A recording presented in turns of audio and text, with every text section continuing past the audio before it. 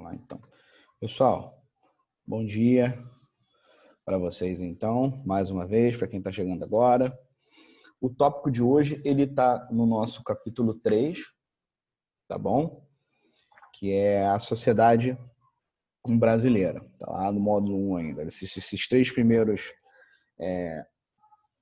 módulos são módulos de apresentação da sociologia, tá bom? Os três primeiros capítulos. O primeiro capítulo, ele é um capítulo que fala bastante sobre a criação da sociologia, tá bom?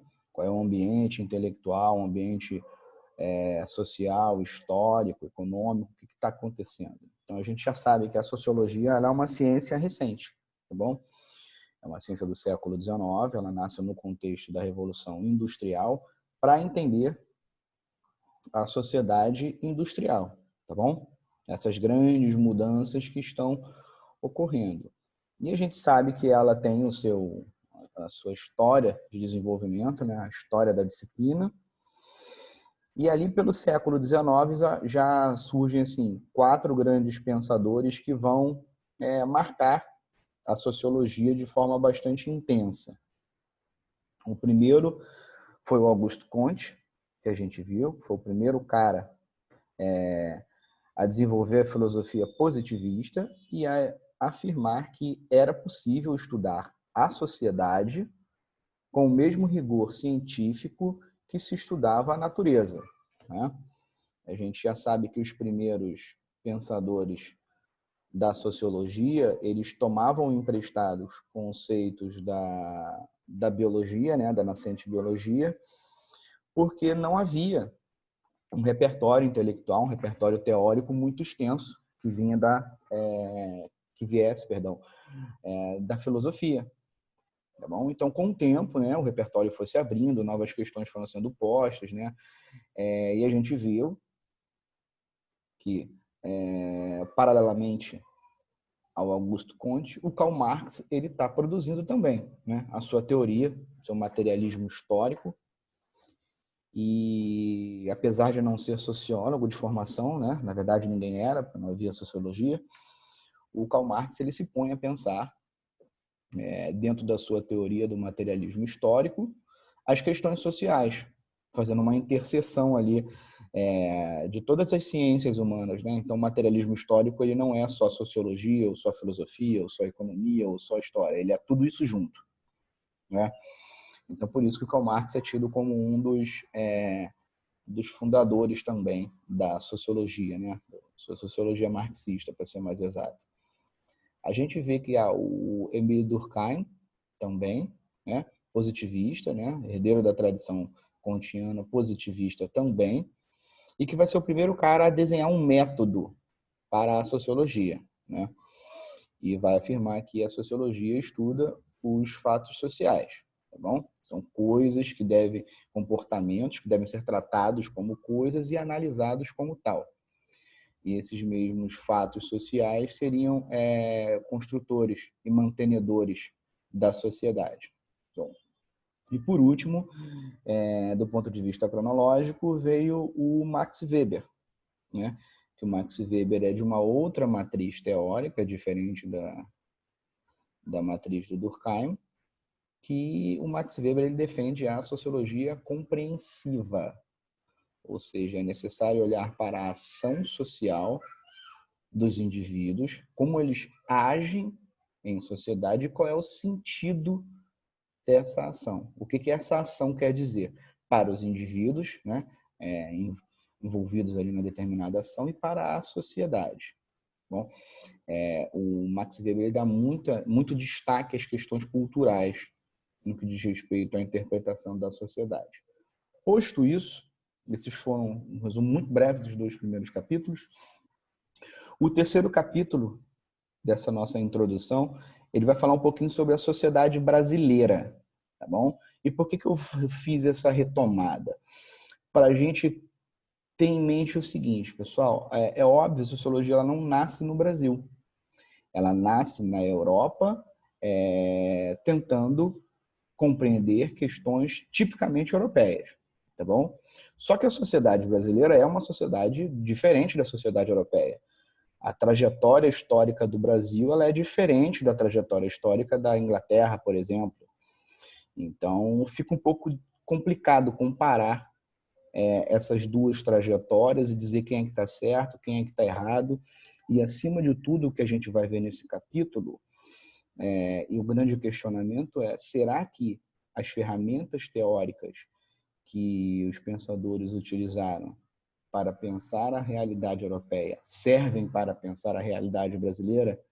Esse é o grande questionamento desse nosso capítulo, que a gente vai retomar, que a gente vai iniciar, tá bom? Então, eu coloquei aqui na primeira figura para a gente, esse slide aqui da sociedade brasileira, para a gente partir de um ponto que é bastante específico para a gente. E aí vamos falar agora só de Brasil. É claro que tem outros países muito miscigenados, tá bom? Com trajetórias históricas de miscigenação, mas a gente vai ficar aqui só no Brasil, que é o que nos interessa no momento. O Brasil, ele é um país extremamente miscigenado, tá bom? Se a gente não for o país mais miscigenado do mundo, certamente somos um dos mais. Então, assim, de norte a sul, de leste a oeste do Brasil, a gente encontra, a gente encontra comunidades libanesas, né, de descendentes de libaneses, de japoneses, de judeus lá em Manaus, né, interiorzão da Amazônia, e a gente encontra essas mesmas comunidades no Rio Grande do Sul, por exemplo. Mas aí também a gente encontra de alemães, ucranianos, poloneses, portugueses, espanhóis, as diversas nações indígenas, as diversas nações africanas que foram trazidas para cá, né? E a gente poderia dizer que o Brasil ele é um mosaico étnico muito complexo, né? E isso vai fazer diferença na hora da gente se entender. Então, de cara, a gente já parte do princípio de que, diferentemente, por exemplo, de uma Inglaterra, né, cuja miscigenação ela foi muito pequena ao longo da história, se comparada ao Brasil, é claro que teve na Inglaterra, né, mas a Inglaterra já meio que acomodou isso, digamos assim, essa miscigenação, essa diferença, há um bom tempo. Agora está mudando, né, por questões da globalização, mas isso também nos interessa. O que eu quero dizer para vocês é o seguinte: a miscigenação ela está no DNA da sociedade brasileira, né? É talvez a nossa principal característica, né? E aí, quando a gente fala de sociedade brasileira, a gente fala de Brasil, eu coloquei esse mapa mundi aqui também para a gente ver o seguinte: o Brasil ele é um país muito grande, né? Somos o quinto maior país do mundo. Então, está ali Estados Unidos, Canadá, China e Rússia na nossa frente, né? Não está muito na nossa frente também não, né? Com exceção da Rússia. Então, a gente vê que nós somos um país muito grande. Só para vocês terem uma ideia, eu coloquei aqui também, né? Isso aqui é só para a gente fazer a introdução ao problema, né? Aqui nesse da esquerda, nessa figura da esquerda, a gente vê, olha só, quantos países cabem no território brasileiro, países de diferentes lugares do mundo, tá bom? Então a gente vê, por exemplo, que Minas Gerais é do tamanho da Espanha, por exemplo, e a Espanha é considerada um país razoavelmente grande dentro do contexto europeu, né? A gente vê que São Paulo é do tamanho do Reino Unido, né? Reino Unido tá Inglaterra, Escócia, País de Gales e Irlanda do Norte, né? Então a Bahia é do tamanho da França. Então nós vemos que o Brasil ele é um país de dimensões continentais. Aqui na direita, a gente vê, com exceção do território russo, dá toda a Europa dentro do território brasileiro, e eu acho que se espremer direitinho, cabe o pedacinho europeu ali da Rússia também. Deve caber se a gente dar uma... Então, reparem, a realidade brasileira ela é muito complexa. Ela não é fácil de entender, né? Eu costumo brincar com os meus alunos e dizer o seguinte: levando-se em consideração o tamanho do território brasileiro, é praticamente um milagre que a gente fale português de norte a sul, de leste a oeste. No entanto, nosso português é bastante complexo, né? Você coloca o camarada do Rio Grande do Sul do lado de um camarada do Rio Grande do Norte, o português que eles falam meu filho, são bastante diferentes, né? Com regionalidades bastante diferentes. Então, essa realidade não dá para a gente encaixar muito bem se comparado à Europa, por exemplo. Se comparado à Europa. A Europa, os países centrais da Europa, eles não são tão complexos assim. Não eram no século XIX. Tá bom? Isso é só para a gente dar início aqui à largada. Bom, então vamos lá. Quando a gente fala de sociedade brasileira, a gente tem que fazer uma pergunta muito simples de ser feita e nada simples de ser respondida. O que é ser brasileiro? Qual é a identidade brasileira?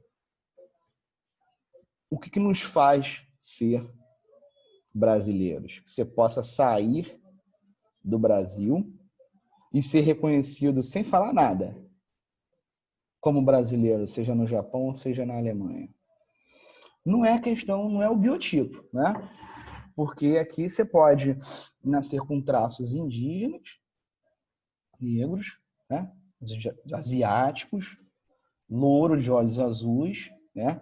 Ou pardo, ou misturado, enfim. Não é questão biotípica, né? Não é questão genética. Não tem a ver com questão do corpo. Então a gente vai ver que isso é uma característica bastante complicada para a gente pensar. A gente vai ver que se a gente, do ponto de vista genético, nós somos muito miscigenados, a nossa cultura, abre aspas, cultura oficial, ela é bem branca, né? Branca de matriz europeia. Tá bom? Mantenhamos isso em mente. Mas a questão é o seguinte, pessoal. Quando é que começa essa busca por ser brasileiro? Em história, vocês já devem ter certamente estudado lá no 8º ou no 9º ano, a revolta de Minas Gerais, né? E a revolta da Bahia, daqui, lá com Tiradentes, e aqui na Bahia a revolta dos alfaiates, né? Inconfidência mineira, agora me voltou a palavra, é Inconfidência baiana. Ali, da Inconfidência mineira, já estava esboçado um embrião de identidade brasileira.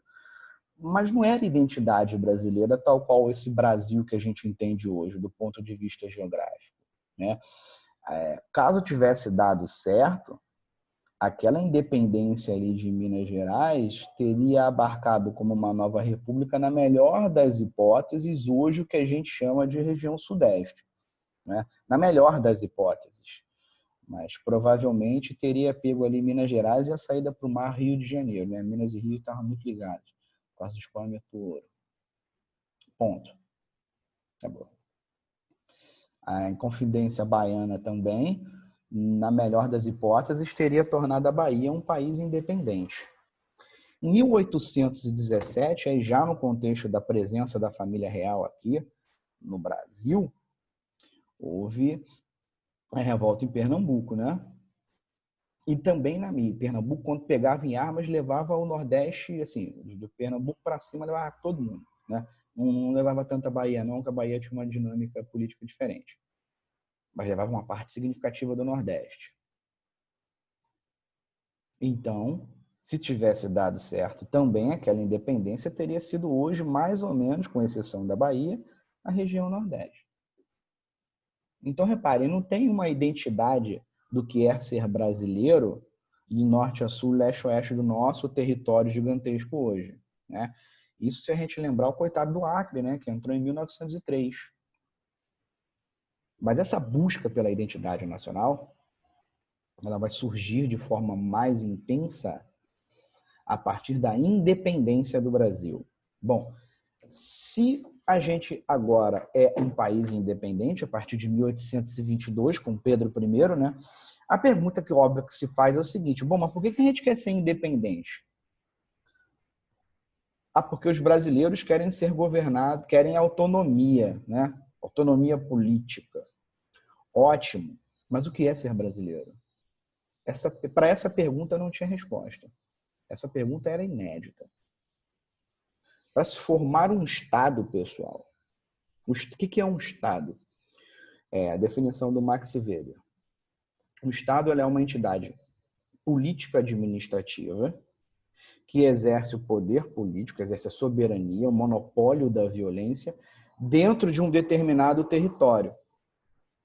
Exemplo prático, o Brasil tem a sua soberania. Aqui as leis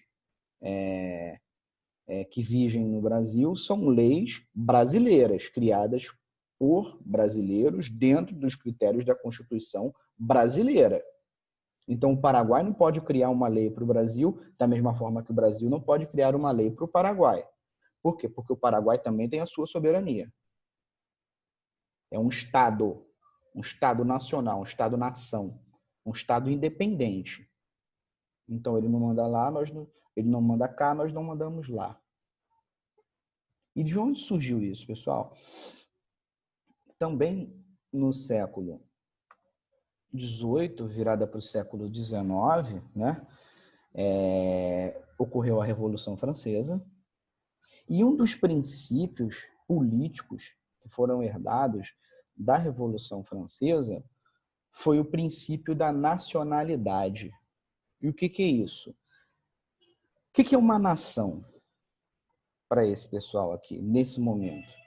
Nação é um conjunto de indivíduos, um conjunto de pessoas, um conjunto de comunidades espalhadas dentro de um determinado território, tá bom? Mas por que elas são comunidades? O que elas têm em comum para formar uma nação? Nação, olha só, a palavra nação vem de nascimento. São, teoricamente, pessoas dentro de um mesmo grupo.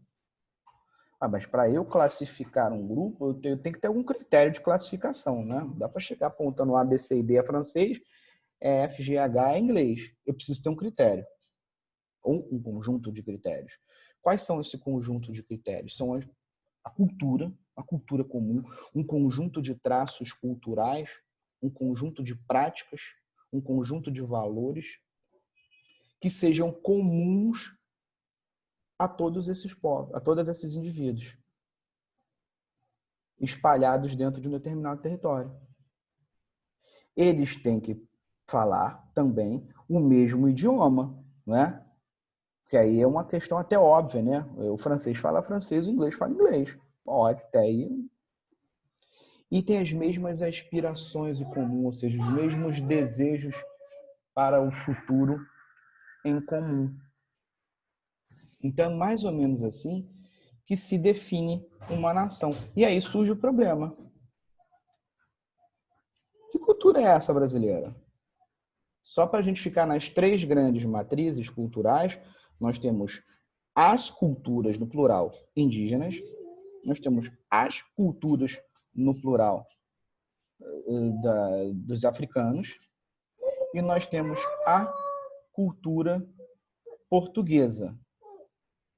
Todas essas três convivem de forma assimétrica no Brasil, ou seja, elas se influenciam, mas também há um preconceito, principalmente, né, da cultura luso-europeia, da cultura portuguesa europeia, com relação a esses, ó, meu filho aqui, ó, a esses grupos. E temos também as chamadas aspirações em comum, ou seja, o que esse pessoal se entende como grupo e o que eles querem para o futuro. Não existia isso no Brasil. Acabou. Aí é o grande problema, não tem no Brasil. Assim, os africanos vieram para cá em condições de escravos, né? Ainda tem escravidão, para a gente ser objetivo aqui, em 1822. Os indígenas foram assassinados aos milhões. Né? Assassinados aos milhões, desculpa, é um exagero. Foram assassinados aos milhares e as doenças trazidas pelos europeus, e aí chegou na casa dos milhões. Esses são grupos tidos como grupos problemáticos dentro da realidade brasileira. Então, como é que a gente vai chamar essa galera de comunidade com a mesma cultura, língua e aspirações? Né? Quando Dom João VI chega no Brasil no início do século XVIII, ele fica horrorizado, que no Rio de Janeiro quase não se fala português. Né? Na Bahia também. Por quê? Se falava uma língua geral, que é uma mistura de português com tupi-guarani, com dialetos africanos também. E não é à toa que o português brasileiro tem muitas expressões indígenas e muitas expressões de origem africana. Você vai para Portugal, não existe. E é por imposição, daí, da brincadeira, né? Da gente falar português, e é por imposição vertical, de cima para baixo, que se impôs, né? Introduziu o português no Brasil. E aí, né? Depois, com o passar do tempo, a questão oficial, o português vai ser o idioma oficial no Brasil. Mas ainda há comunidades no interiorzão, principalmente do sul, no sul do Brasil, em que se fala outros idiomas. Filho, por favor, vá para cá. Então, beleza. Desculpa, gente. Desculpa. Então, que são comunidades ainda com as suas identidades. Então, essa é a questão. Como é que a gente vai buscar a identidade única de um povo, né? Que é preservada, perpetuada na história, se a gente não tem isso, essa unidade? Então, era uma pergunta muito difícil de ser respondida no século XIX, eu ouso dizer que no século XX ainda é um pouquinho difícil de ser respondida. O que é ser brasileiro? Bom, uma identidade nacional, ela é uma... Quais são os critérios para a gente criar uma identidade nacional? Primeiro, um conjunto de ideias partilhadas pelo mesmo grupo de pessoas. Opa, já está quase acabando aqui a nossa aula. Um conjunto de ideias, de crenças, né? Podem ser crenças religiosas, né? Em geral, crenças religiosas. Ô, meu gente, desculpa aqui.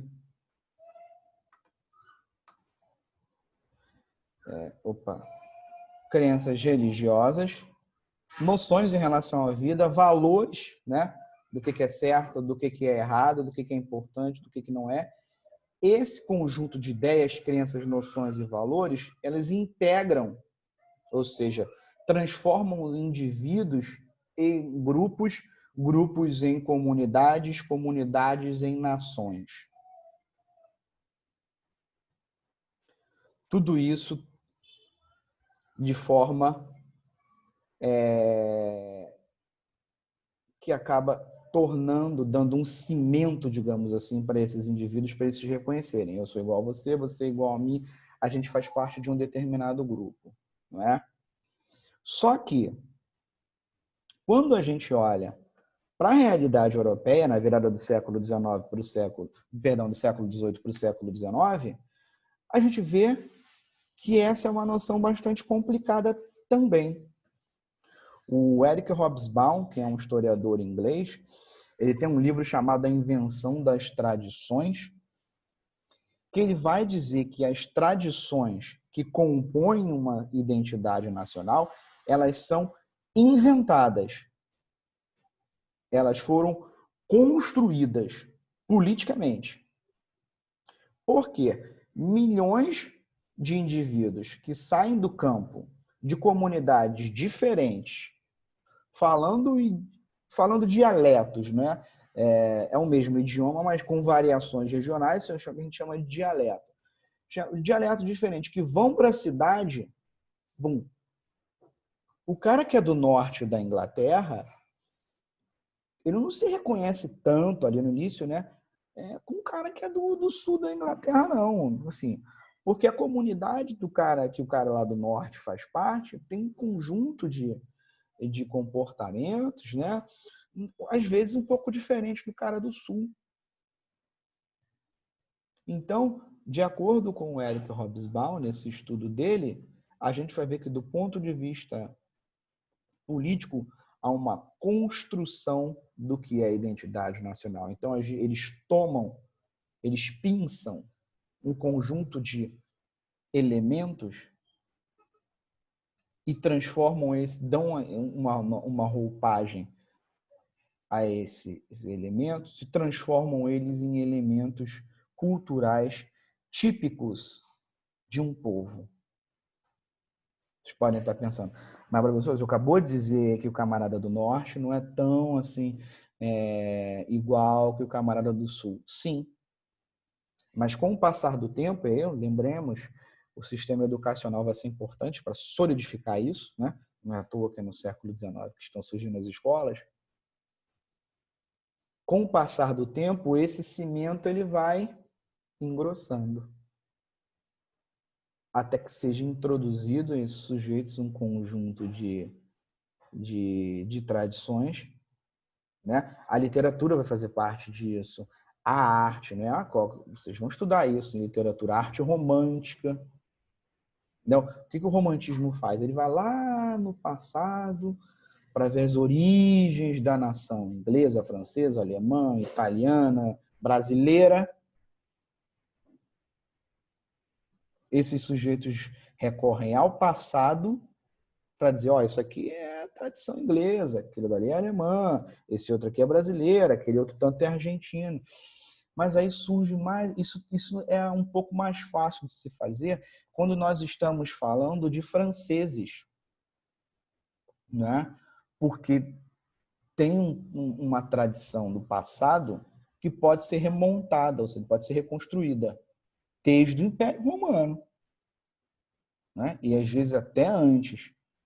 A história é muito importante para esses povos, né? Porque a história está ganhando muita importância no século XIX. Só que quando a gente traz essa discussão para países coloniais, né? Aí surge o problema. Caramba, qual é a nossa grande tradição em comum? Mais uma vez, volto para a questão do Brasil. Matrizes indígenas, matrizes africanas e a matriz luso-europeia. O que é comum a esses três povos? Aí fica complicado. Fica complicado da gente buscar no passado o que é igual para todo mundo. Fica muito complicado. Então, a gente vê que esses sujeitos, né, esses pensadores do século XIX, no Brasil, eles se deparam com uma questão muito complicada, que é a pergunta que a gente está fazendo desde o início. O que é ser brasileiro? O que nos transforma em brasileiros e que nos diferencia, por exemplo, dos portugueses? A gente fala português também, ótimo, até aí. Isso não faz da gente uma mesma nação, né? Outros povos, lá no Timor-Leste também, o povo fala português, em Angola, Cabo Verde, Moçambique, também se fala português. Nós não somos iguais aos moçambicanos. Somos outra coisa. Que coisa é essa que nós somos? Então, essas questões são questões importantes para a gente entender como os pensadores inventaram essa nacionalidade brasileira. Bom, no século XIX, o grande marco do século XIX, né, o Pedro I não está tão preocupado com isso, não. O Pedro II está. Né? O Pedro II já era um homem extremamente sofisticado, um cara que falava várias línguas, um erudito, né? um grande erudito, um grande estudioso, muito mais que imperador, né? Ele mesmo dizia que se pudesse seria professor e não imperador. Então era um cara muito preocupado com essas questões. E a preocupação dele se materializa na criação do IHGB, do Instituto Histórico Geográfico Brasileiro, que é uma instituição de pesquisa histórica, bancada pelo Pedro II, né, e pelos sócios. E quem são esses sócios? São pensadores brasileiros da segunda metade do século XIX, que é aquela galera que vai pensar o Brasil, que vai ser responsável por fazer pesquisas históricas e, ao mesmo tempo, construir a identidade brasileira. Aí surge o primeiro grande problema. Porque muitos dos românticos brasileiros vão dizer o seguinte: a nacionalidade brasileira não é europeia, a nacionalidade brasileira é indígena. Aí vem aqueles romances indigenistas, né? Se vocês não leram, vão ler. ali, né, o Guarani, Iracema, toda essa galera, tudo do século XIX, que está tentando ver ali as origens do povo brasileiro. Mas aí surge uma complicação. Do negro ninguém fala, né? Com exceção do Castro Alves ali, mais meia dúzia, não se fala muito bem do negro, não. Mas aí surge o primeiro problema. Mas será que nós somos indígenas? Por quê? Por que isso é um problema? Porque o modelo de civilização, de desenvolvimento, de superioridade intelectual era europeia.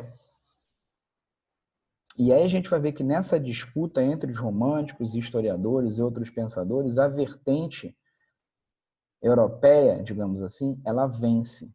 Então não é à toa que a história do Brasil até hoje, ok? Nós estamos falando de 200 anos praticamente depois, até hoje, quando você abre seu livrinho de história do colégio, dos colégios mais sofisticados do Brasil, você vê lá que a história do Brasil começa com a chegada dos portugueses aqui em 1500, tá bom? Eu vou parar a nossa aula para a gente não perder o link e vocês entrem nesse link depois, tá bom? Eu vou interromper aqui a gravação.